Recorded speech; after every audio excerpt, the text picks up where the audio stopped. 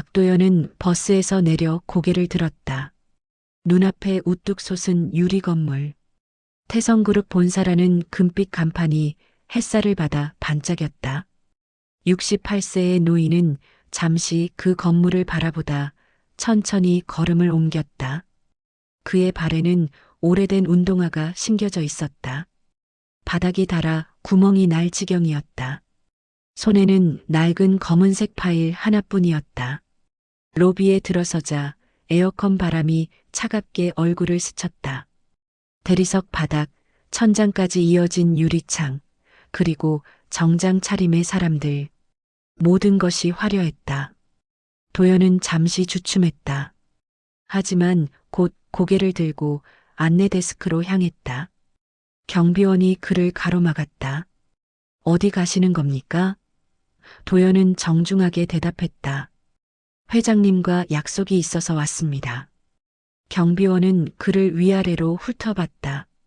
낡은 옷, 헝클어진 머리, 때 묻은 가방. 경비원은 코웃음을 쳤다. 택배는 옆문으로 가세요. 도연은 고개를 저었다. 택배가 아닙니다. 정말 약속이 있어요. 경비원은 귀찮다는 듯 손을 저었다. 그럼 신분증이라도 보여주세요. 방문자 명단 확인해 드릴게요. 도연은 지갑을 꺼냈다. 낡은 가죽 지갑이었다. 신분증을 건네자 경비원은 스캐너에 갖다 댔다. 잠시 후 화면을 보던 경비원이 고개를 저었다. 명단에 없는데요? 도연은 당황했다. 분명히 이메일로 약속 잡았는데 경비원은 웃음을 참지 못했다. 할아버지, 요즘 사기꾼들 많아요. 속으신 거 아니에요? 그때 로비 한쪽에서 한 남자가 다가왔다. 정장 차림의 중년 남성. 그는 부사장 차경훈이었다. 그는 도연을 보더니 인상을 찌푸렸다. 뭐야, 이 사람? 경비원이 설명했다. 회장님 약속 있다고 우기는데 명단에 없습니다. 경훈은 짜증스럽게 손을 내저었다. 이런 사람들 때문에 민원 생기잖아. 빨리 내보내. 도연은 얼굴이 붉어졌다. 저는 정말 약속이 있습니다. 회장님께 전화 한 통만 해주시면. 경훈이 가로막았다. 회장님이 얼마나 바쁘신 줄 알아요? 당신 같은 사람한테 시간 낭비할 뿐이 아니에요. 주변 직원들이 웅성거리기 시작했다. 누군가 작게 웃었다. 도연은 주먹을 쥐었다.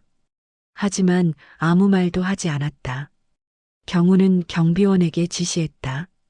2분 밖으로 모셔드려. 경비원이 도연의 팔을 잡았다. 가시죠, 할아버지. 도연은 저항하지 않았다. 그는 천천히 몸을 돌렸다. 파일을 꼭 껴안고 로비를 나섰다. 뒤에서 웃음소리가 들렸다. 세상엔 참 별사람 다 있네. 나이 들면 저렇게 되나 봐. 밖으로 나온 도연은 벤치에 앉았다. 가을바람이 차가웠다. 그는 파일을 내려다봤다. 30년 전의 기억이 떠올랐다. 그때 이 회사는 작은 사무실 하나뿐이었다. 회장은 젊었고 간절했다.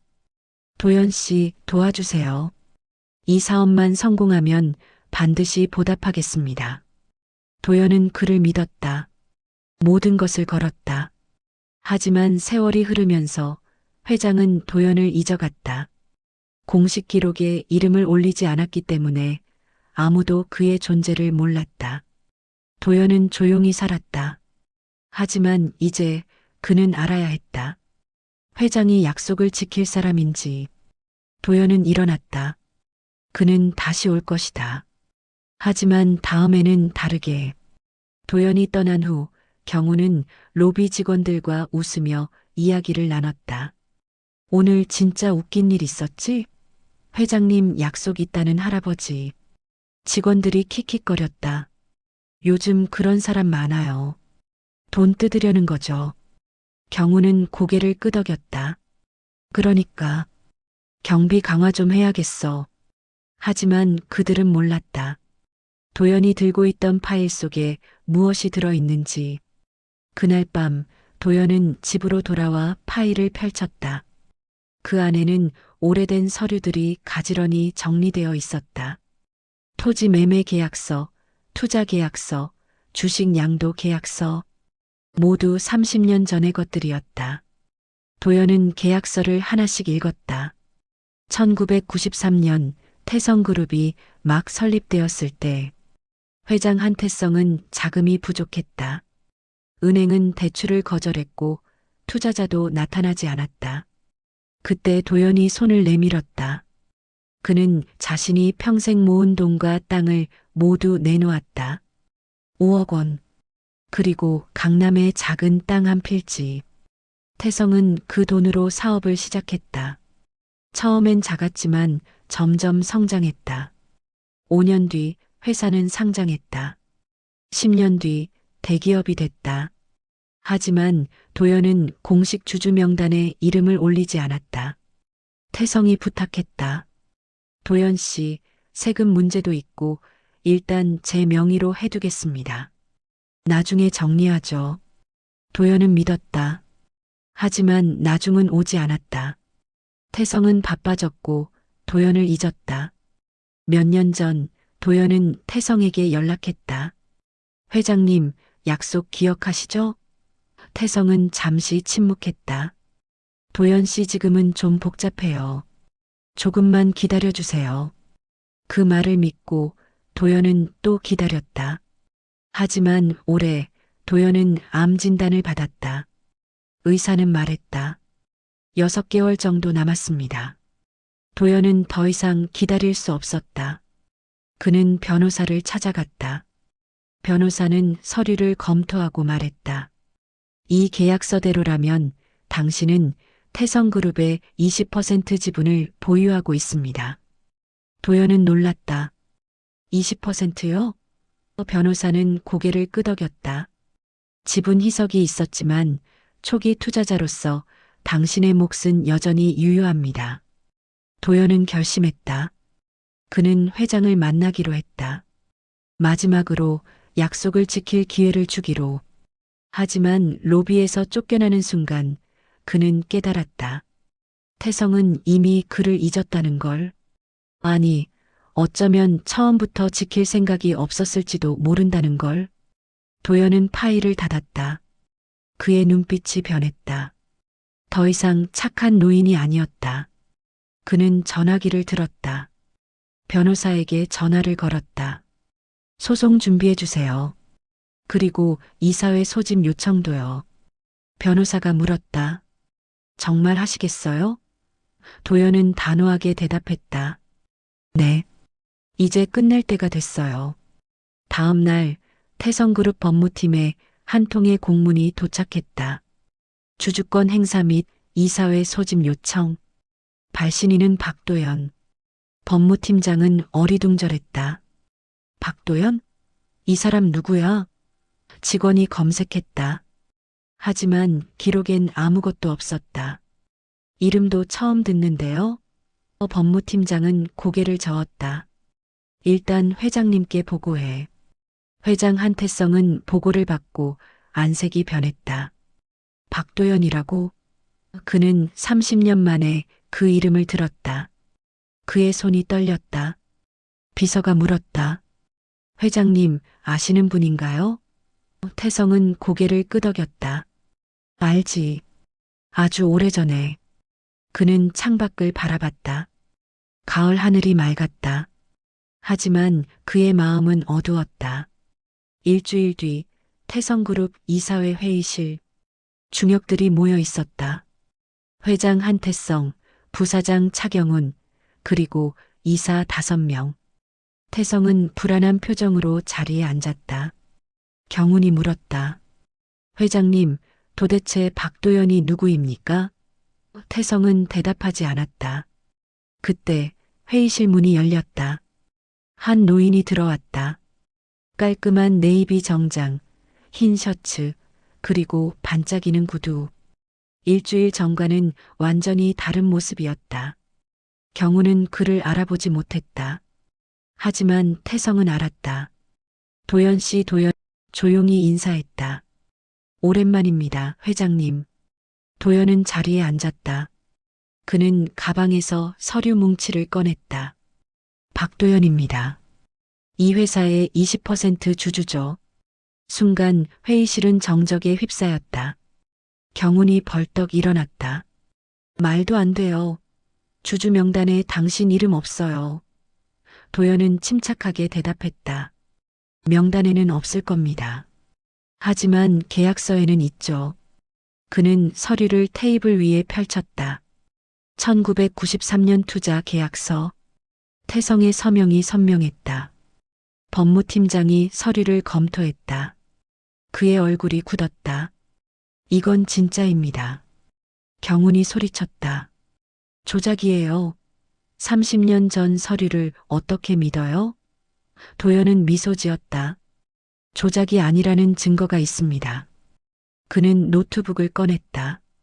화면을 틀자 영상이 재생됐다. 1993년 작은 사무실.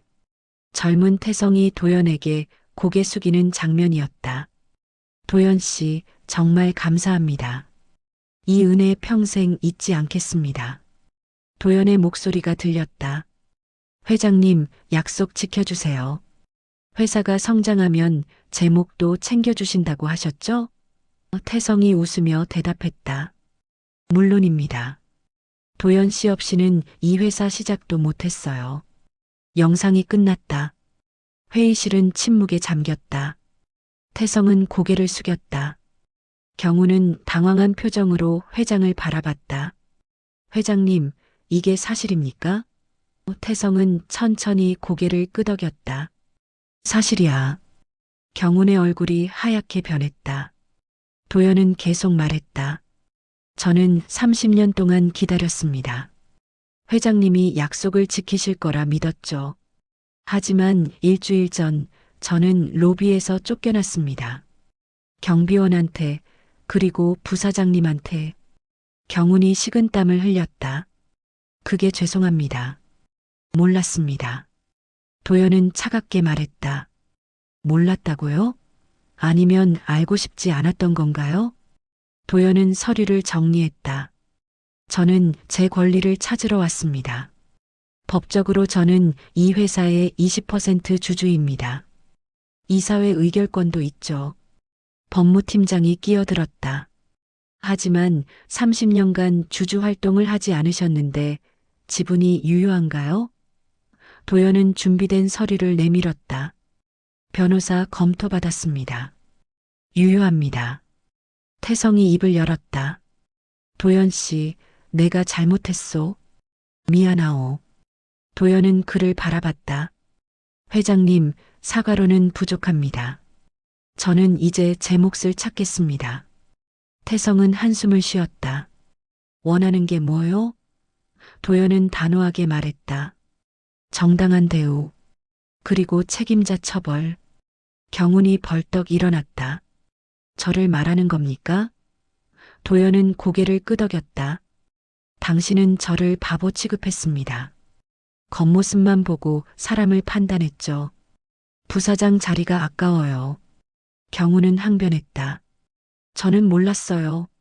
회사를 지키려고 한 거예요. 도연은 차갑게 말했다. 회사를 지키는 건 사람을 존중하는 데서 시작됩니다. 태성이 결정했다. 임시 주주총회를 소집하겠소. 그리고 도연 씨의 지분을 공식 인정하겠소. 도연은 고개를 끄덕였다. 감사합니다, 회장님. 하지만 이건 시작일 뿐입니다. 그는 자리에서 일어났다. 회의실을 나가며 경운과 눈이 마주쳤다. 경운은 고개를 숙였다. 도연은 문을 닫았다. 복수는 이제 시작이었다. 며칠 뒤 태성그룹 법무팀은 모든 서류를 재검토했다. 결과는 명확했다. 박도연은 합법적인 20% 주주였다. 회계팀이 계산한 결과 현재 시가로 환산하면 약 2천억 원의 가치였다. 경우는 사무실에서 머리를 감싸쥐었다. 망했다. 임시 주주총회 날. 대회의실에 주주들이 모였다. 도연은 맨 앞자리에 앉았다. 태성이 단상에 올라 발표했다. 오늘 여러분께 중요한 발표를 하겠습니다. 박도연 주주님의 지분을 공식 인정하고 이사회 고문으로 모시겠습니다. 주주들이 웅성거렸다. 박도연이 누구야? 처음 듣는 이름인데? 태성이 설명했다. 박도연 주주님은 우리 회사의 초기 투자자이십니다. 30년 전 회사가 어려울 때 모든 것을 걸고 도와주셨죠. 하지만 제가 그 은혜를 잊고 살았습니다. 오늘 이 자리에서 사과드립니다. 태성은 도연에게 깊게 고개 숙였다. 도연은 단상에 올랐다. 그는 준비한 발언문을 꺼냈다. 저는 30년간 이 회사를 믿고 기다렸습니다. 하지만 일주일 전 로비에서 쫓겨났을 때 깨달았습니다. 회사는 성공했지만 사람을 잃었다는 걸.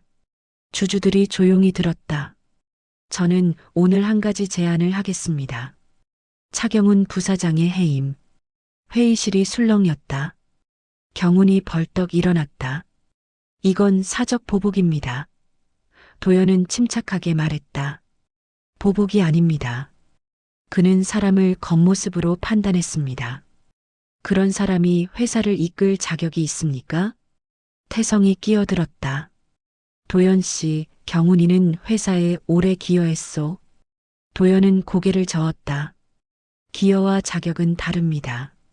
그는 저를 바보로 만들었습니다. 그리고 같은 일이 다른 사람에게도 일어날 수 있습니다. 주주들이 고개를 끄덕였다. 투표가 진행됐다. 결과는 압도적이었다. 찬성 78%, 반대 22%. 경훈은 해임됐다. 그는 주저앉았다. 도연은 그를 바라봤다. 동정심은 없었다. 대신 그는 조용히 말했다.